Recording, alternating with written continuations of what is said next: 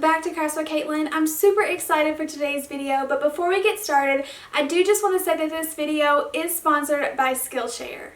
Skillshare is an online learning community. For less than $10 a month annually, you can receive access to tons of different classes and videos to help you learn something new. Over 7 million people are using Skillshare, whether that is just learning for fun or learning to be more creative or how to do things, or even implementing some of this into their career to help them grow at work. But they have classes on everything, anything from learning how to play a new instrument to even like hand lettering and more creative things. So there's definitely something for everyone. I actually love watching their videos on filming and editing. It's definitely helped me with my YouTube channel and being able to learn more about the process and how to do things. So I am super excited to be working with them. I do have a link for you all down below. If you go down in the description box and you use my link, 500 of my subscribers will receive 2 months free of Skillshare whenever you sign up. So make sure that you do not miss out on that offer. Like I say, they are so helpful and there's definitely something there for everyone. If you want to just learn how to do something or you need help learning how to do something, I definitely recommend going and checking them out. So thank you to Skillshare for sponsoring today's video. So now let's get back into crafting. I called this video DIY Spring Crafts just because most of the crafts in this video are spring, but this one definitely is just a farmhouse craft that you can make for year round. I'm using one of these squatty little metal buckets from the Dollar Tree, these little galvanized buckets. I love these. Last year I just seen the taller one, and so these are new to my Dollar Tree. And the first thing I'm doing is taking some of my white chalk paint and I'm just getting rid of the text on there and making this wide white background to give it me like a blank canvas to work with.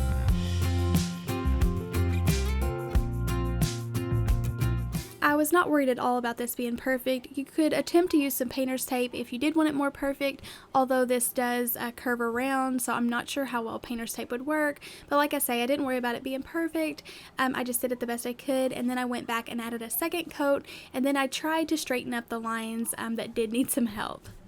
To add a tad bit more detail, I'm taking some of my chalk paint in the silver linings, which is like a silver, very light gray color, and I'm just going around the top and the bottom, like I say, just to add a little bit more detail. You definitely could skip any of these parts or customize this any way that you wanted.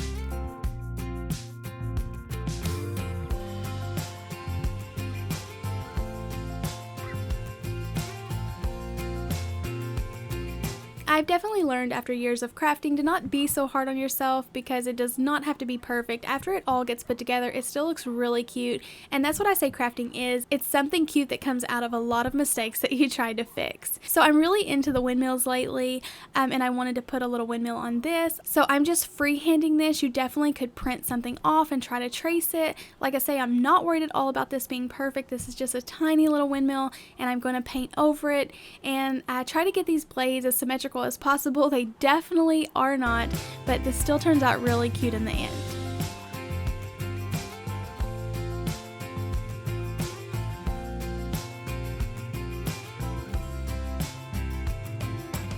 I love drawing in pencil first just because it's easy to erase or paint over, and whenever you're happy with how it looks, you can commit to it and go over it with this black paint marker. I like the Painter's brand from Walmart, and I also like the Sharpie brand, and I'll link those down below. But you can get several in a pack off of Amazon, and they're really inexpensive. I do love though how the black paint markers make it feel more like you have a lot more control than using a tiny little brush.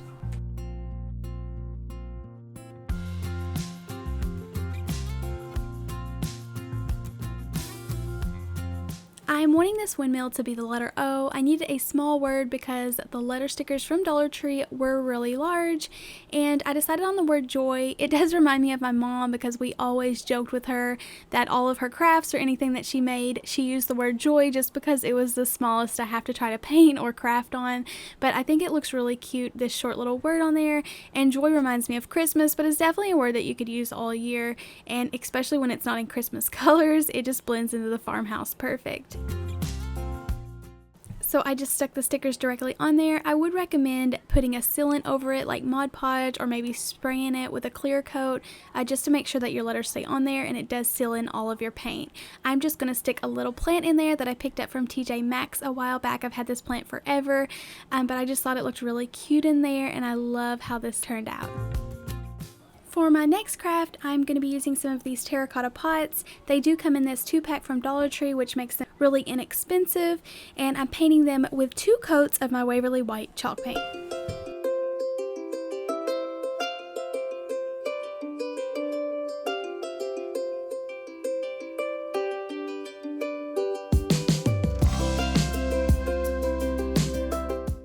To make these pots blend in more with my farmhouse decor and not make them so bright white, I am taking some of the dark gray elephant color and outlining the top and the bottom of the top of the pot, and then I'm going to dry brush just what's left in my brush around the pot just to give it some distressing and make it look a little bit weathered.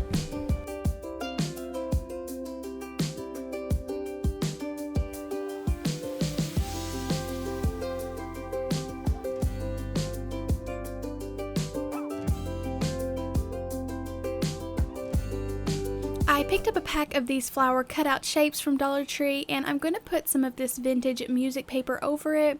I did purchase this from Hobby Lobby, but you definitely could just use a book page, or if you didn't want to use paper, you could just paint your flowers any color to go with your spring decor.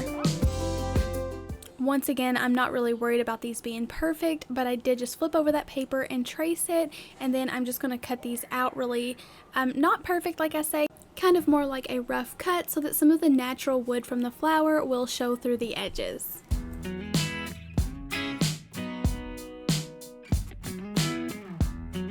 To attach these flowers to the wood, I mixed up some school glue along with some water to create like a Mod Podge mixture, and I also do put a coat of this over the flowers to seal it in.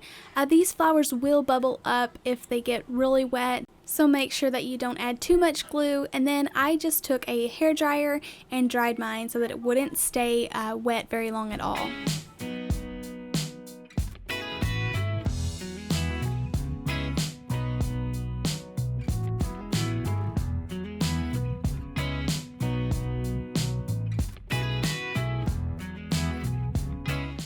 I needed some styrofoam in the bottom of my pots to hold up my flowers.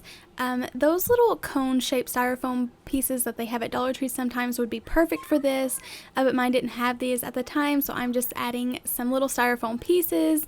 I just cut it apart and added those in there. You could glue those down too to make it more sturdy. I'm adding the little Dollar Tree dowel rod on the bottom of my flowers so that I will be able just to push them down into the styrofoam.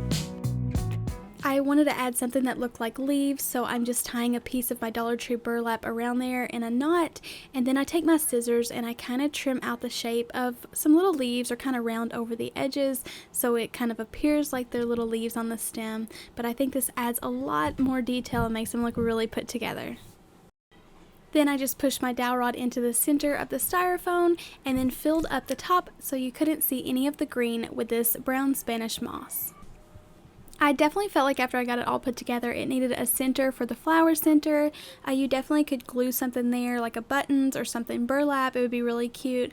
I didn't have anything at the time, so I'm just using some more of my paint on this sponge little brush from Walmart that are these little circles. They work perfect to make little dots or polka dots on anything. And then I'm going back in with some darker chalk paint to add some detail into the center. But I thought this looks so farmhouse chic, and I think it's so cute with the bird decor that we've been making. And for the last spring DIY that I have for you today, I'm using this carrot sign from Dollar Tree. It says "Welcome to our patch," and I'm going to start by removing the little metal pieces from the top and the bottom. If you have more colorful spring, feel free to use any colors that you would like on this project. I wanted to add this beige color. I am trying to keep some things neutral and then add colors to some things so it's just not overwhelming. But first I'm taking the Mineral Waverly chalk paint and I'm giving this a nice thick base coat. I think I ended up doing 2 coats, but I love the color of this. I wanted this to look like a little planked wood sign, so I'm just taking a ruler to get some straight lines so I can go over that with some dark gray chalk paint, and this will make it look more like actual planked wood, like a pallet wood sign.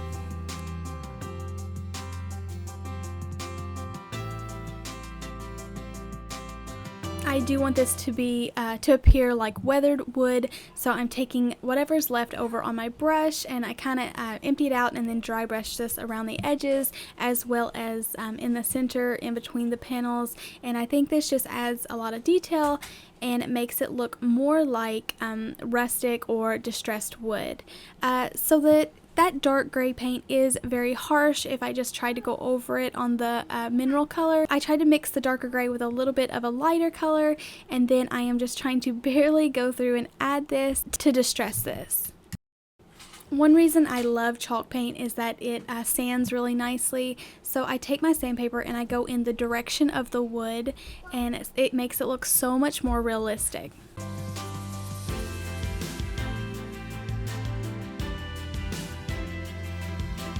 I picked up one of these metal birdhouses from Dollar Tree. This was a little wind chime, and I just removed everything off of it. I removed the little bell as well as the flower and the ladybug so that I can paint this and add this onto my sign.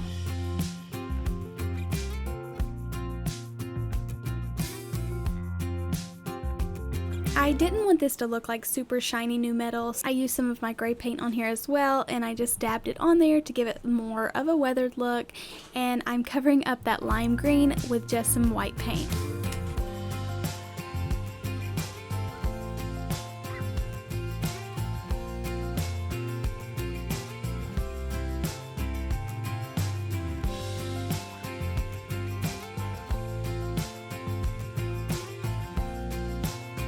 I tried to lay out my sign of what I wanted it to look like. I'm using this little white wooden heart as well as those little metal pieces that I took off, and I thought it needed just some more of a softer warmth feeling, so I added in the warmer tone of the burlap heart behind the wooden heart, as well as that texture adds more warm tones because this is like metal and it's all gray tone, so this just makes it come together a little bit more. And I love mixing different fabrics and metals and colors together. And then I'm just going to hot glue this down. Be careful if you do this because that metal does tend to get really hot. I usually just press it down with some scissors, and then because that burlap piece is the only warmth thing on that, I did just wrap the top and the bottom with a little bit of the jute string and then hot glue that into the place that I wanted it to stay.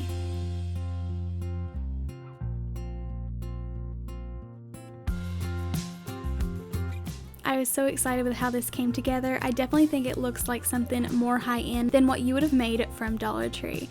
So I really enjoyed putting together all these projects. Remember, if you make anything, to tag me on Instagram.